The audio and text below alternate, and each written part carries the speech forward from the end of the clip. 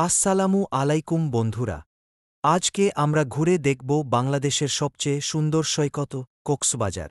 সকালে সূর্য উঠছে ধীরে ধীরে, চারদিকে নরম আলো আর সাগরের ঢেউ যেন গুনগুন করে উঠছে। আমরা হাঁটছি সাদা বালির উপর দিয়ে, পায়ের নিচে ঠান্ডা শীতল স্পর্শ, বাতাসে নারকেল পাতার দোলা। বন্ধুরা মিলে নেমে পড়েছি পানিতে, কেউ সাঁতরে বেড়াচ্ছে, কেউ ছবি তুলছে, হাসছে, আনন্দ করছে।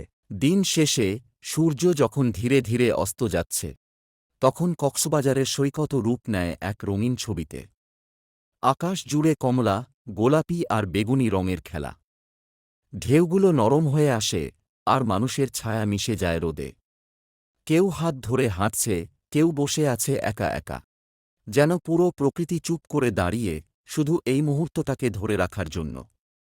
সূর্য ডুবে যায়, কিন্তু রেখে যায় এক স্বপ্নময় স্মৃতি।